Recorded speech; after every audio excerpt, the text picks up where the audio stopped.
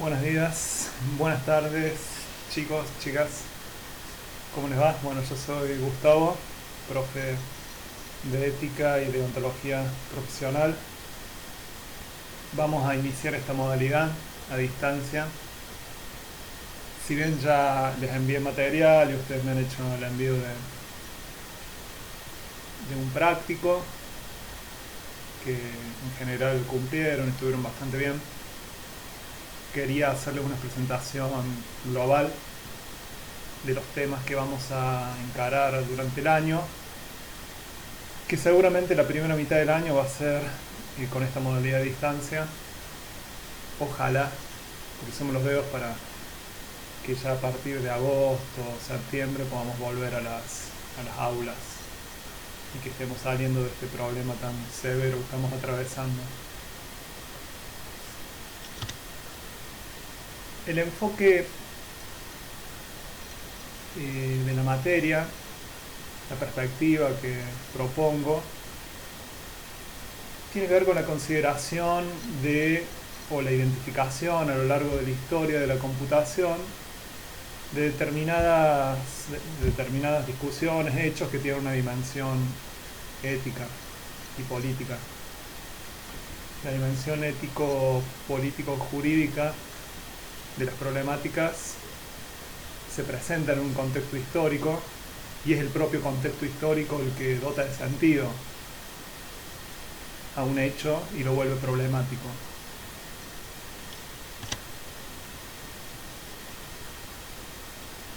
Las problemáticas que vamos a identificar a lo largo de la historia de la computación, bueno, van a ser tres grandes momentos. Uno un poco más remoto, si se quiere, se remonta más a entre la década del 40 y el 50 con los orígenes de la computación y lo que es ya el advenimiento, la adquisición de la primera computadora en Argentina, y los debates que eso abrió, lo que significaba en ese entonces tener una herramienta de automatización de procesos tan poderosa, una herramienta, por cierto, muy costosa, que permitió proyectar, ¿no?, de diversas perspectivas acerca del desarrollo y cómo debía ser el desarrollo de la ciencia en Argentina a través de sus instituciones. El segundo gran debate se abre paso sobre todo cuando empieza lo que es el uso de la computadora personal y donde toda la cuestión de la automatización se vuelve masiva o llega, ¿no?, a la sociedad civil masivamente. La década del 80 y sobre todo la década del 90 en Argentina, por ejemplo. Y a principios de los 90, bueno, con la irrupción en el ámbito de la computación del sistema operativo o el núcleo, el kernel de Linux, nace este debate entre el software libre versus el software privativo. Y el último gran tema que vamos a estar discutiendo, yo supongo que ya para ese entonces vamos a estar cara a cara, habremos vuelto a las aulas, tiene que ver con problemáticas que surgen en torno a la inteligencia artificial, las técnicas de machine learning, de deep learning, etc. Todos los beneficios que tiene se pueden traducir también en perjuicios o en situaciones que abren debates que tienen una dimensión ética. A propósito del origen de la computación, yo otros años trabajé un libro que a los estudiantes se les complicaba bastante porque tiene muchos elementos de lógica en un contexto más de discusiones por momentos filosóficas, que es de Universal Computer de Martin Davis, yo conseguí, me costó muchísimo, lo tengo en papel y lo digitalicé, la traducción al español de, de la máquina universal, la computadora universal, el camino desde Leibniz a Turing. Leibniz es como un pensador muy antiguo del siglo XVII,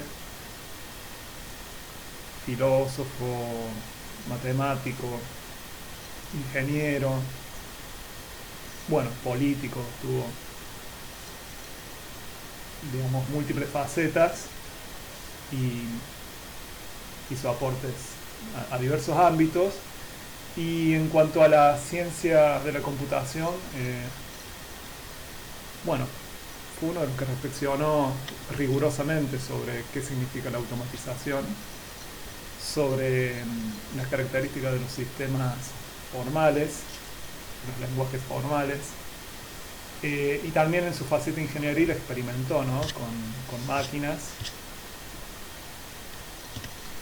Está, por ejemplo, la calculadora de suma, resta y multiplicación y división que inventó Leibniz. Pero el concepto computacional, entendido como lo entendemos, como lo concebimos hoy en día, se lo debemos a Turing. ¿Sí? Sobre todo a partir de 1636, que él publicó un artículo muy fundamental en la historia de la computación que resuelve o demuestra la imposibilidad de resolución de lo que se llamaba el Engendrum Problem, el problema de la decisión. Abrió, digamos, como el espacio conceptual para experimentar con la construcción de las primeras computadoras.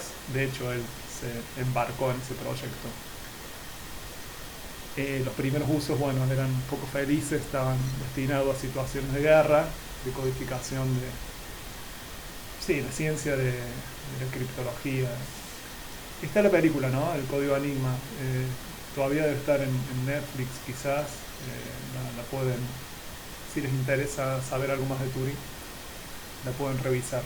Este libro, si bien no lo vemos, es un material que a fin de año, para un eventual presentación final de la materia, se lo recomiendo. Tiene temas súper interesantes para tratar. Por eso se los quería mostrar hoy. Ya ustedes han hecho su primer práctico sobre este libro, que también digitalicé, Sadowski por Sadowski, que tiene una larga entrevista y una serie de artículos. La entrevista que le hace Laura Rosenberg a Sadowski, transcrita en este volumen, con una serie de artículos no técnicos, no matemáticos, nada perteneciente al cálculo numérico y las áreas de especialidad de Sadowski, sino donde él proyecta su pensamiento. Y es interesante porque fue como les decía, además de ser el promotor de que ingrese la primera computadora en Argentina, fue alguien que se dedicó a pensar cómo debía ser el desarrollo de la ciencia en Argentina, y fue un actor importante, de hecho relevante, como docente en la universidad, y más tarde, ya en la década del 80, durante el gobierno de Alfonsín, como secretario de Ciencia y Técnica en el CONICET. Entonces, su perspectiva siempre apostó a la idea de un desarrollo de una ciencia autónoma, por supuesto abierta al mundo, conectada, donde el intercambio de saberes es fundamental. De hecho, él se formó parte en Argentina, parte en Europa, pero la necesidad de generar políticas científicas para que la ciencia argentina esté enfocada en resolver nuestros problemas, que no esté al servicio de otros intereses. El libro es interesante, yo les voy a dejar otra actividad más en relación con este material. Esta es una imagen de Clementina, la primera computadora que ingresó al país. El siguiente libro que vamos a leer es el de Peka, La ética del hacker. donde aquí sí está ya el prólogo, fíjense, es de Linus Torvald, el creador de Linux, donde se plantea el debate entre software libre y software privativo.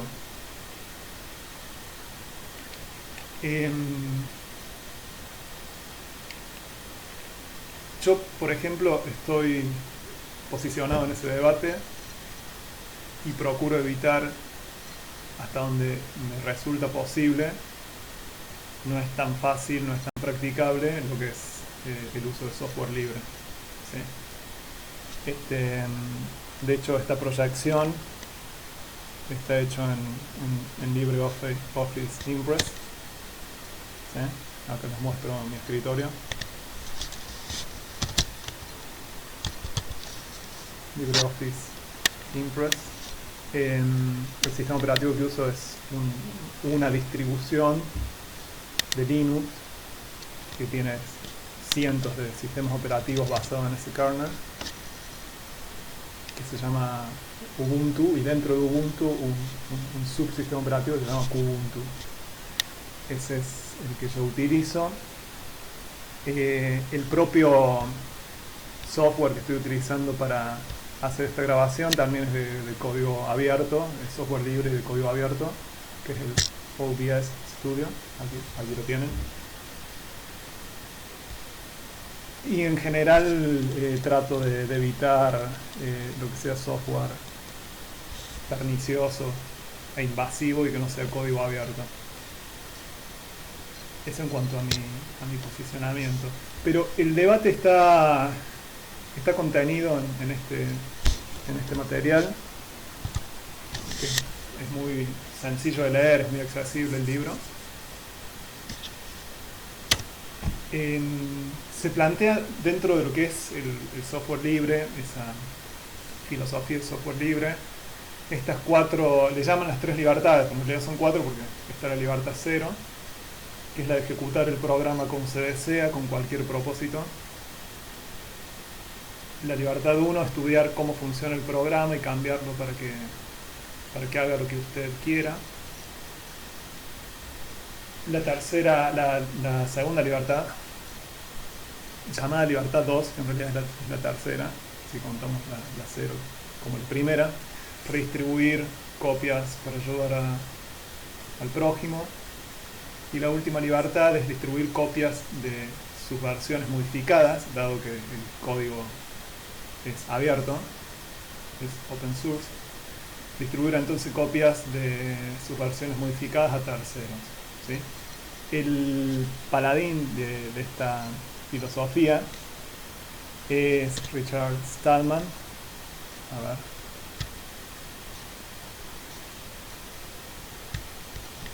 Aquí lo pueden ver a Richard Stallman, que es como un gurú, un talibán del software libre, alguien que adoptó una posición quizás extrema, pero bueno, es interesante de todas maneras escucharlo. Si quieren buscarlo en YouTube, tiene muchos videos, habla bastante bien el español, así que hay muchas conferencias de él en español también, que se les complica con el inglés. Finalmente, supongo que vamos a estar ya en primavera y vamos a estar en las aulas, ojalá.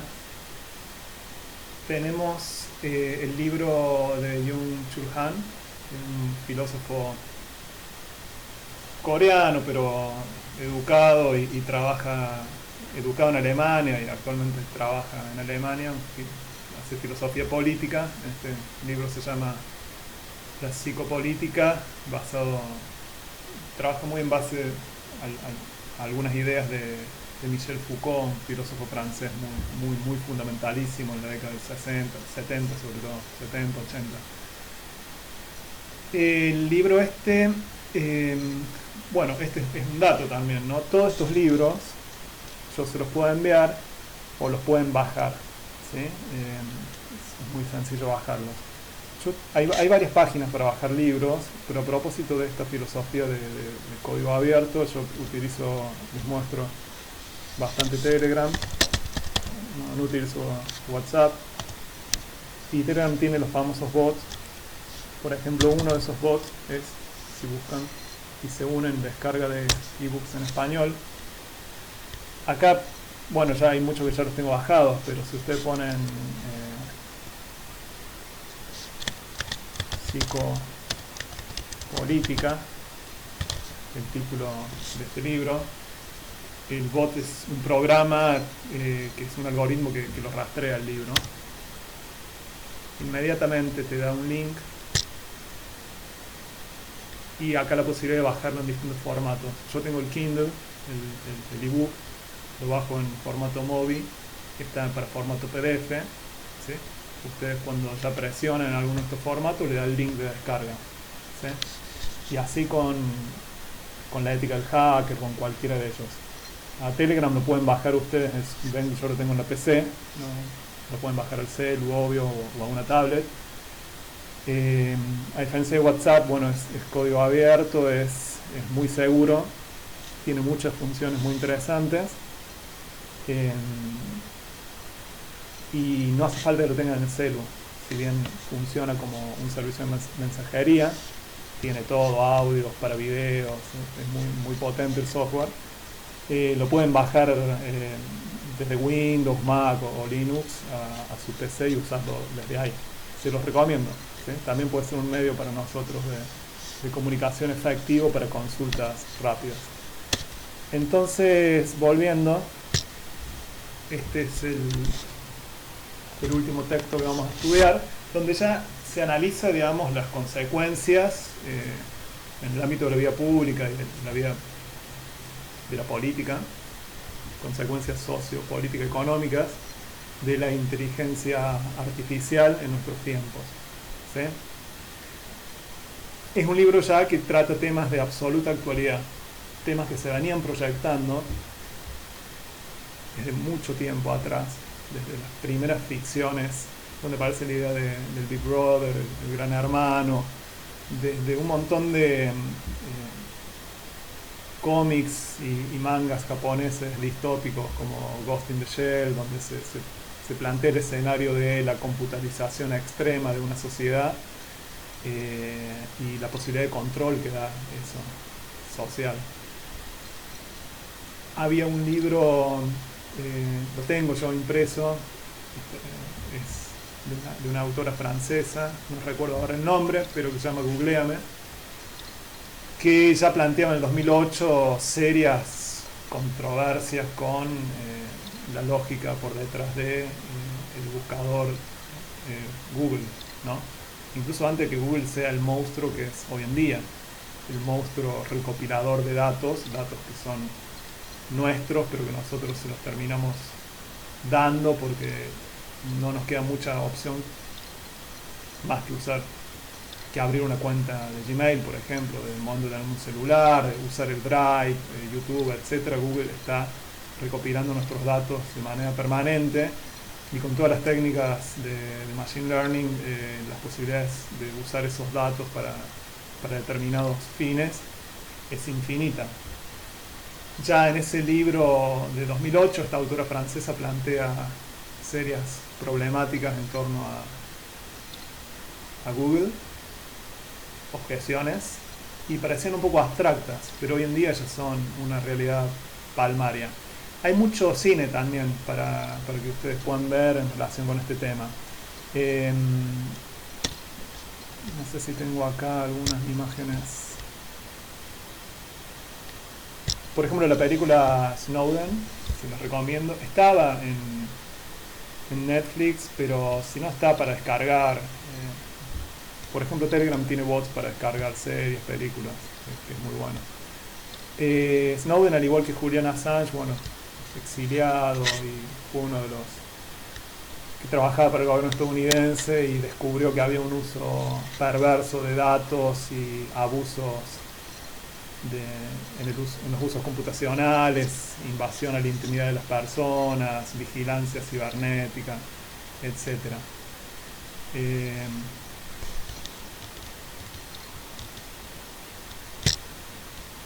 Esto es una realidad hoy en día con el tema del coronavirus. Este es un artículo de anteayer una broma en Twitter, a un joven le abrieron una causa. Ya se está complicando hasta la libertad de expresión en redes, porque la inteligencia artificial, bueno, permite hacer como le llama acá,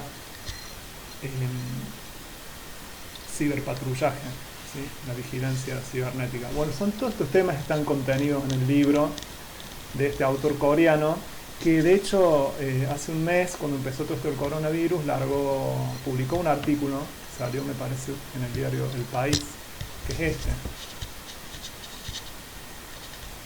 la emergencia viral y el mundo del mañana. Un artículo que es muy conocido ya a esta altura, se está volviendo clásico en muy poco tiempo, publicado en el diario El País de España, ¿sí? Donde también ahí dice que parte de la efectividad de los países asiáticos para controlar el coronavirus tiene que ver con un uso totalmente abusivo de la inteligencia artificial. ¿Sí? En este pasaje que yo señalé dice: la conciencia crítica ante la vigilancia digital es en Asia prácticamente inexistente. Apenas se habla ya de protección de datos, incluso en estados liberales como Japón y Corea. Nadie se enoja por el frenesí de las autoridades para recopilar datos. Bueno, esto es un tema súper actual e interesante, que vamos a estar discutiendo ya más en el último tramo del año. A propósito de Edward Snowden, está esta cita, estas palabras que son muy interesantes. Argumentar que no nos importa el derecho a nuestra privacidad porque no tenemos nada que ocultar, no es muy distinto que decir que no nos importa la libre expresión porque no tenemos nada que decir. ¿Sí? Un poco lo que está queriendo decir, es un tema que debe preocuparnos a todos, el uso responsable del software, y tratar de evitar que determinadas empresas o que los propios gobiernos recopilen nuestros datos y lo usen para fines que nosotros no conocemos. Bien, entonces ya esto es lo que, cerrando la propuesta de hoy, era simplemente que tengan un horizonte, que puedan figurar un horizonte respecto al plan de estudio para este año. Mañana viernes, seguramente, respetando un poco el día de clase, le mando la actividad que va a estar basada en el libro de Sadowski, ya para cerrar ese material, y se las mando por mail. Van a tener, como le digo, un buen tiempo para poder cumplir con la tarea. Después seguiremos ya con la ética del hacker. Espero que les haya servido. Seguimos en contacto por este medio. Cualquier duda por mail o si bajan Telegram por Telegram. También se pueden organizar videollamadas por Google Hangout. Hay distintas maneras de proceder a distancia, por suerte. Les dejo un abrazo grande y bueno, cuídense.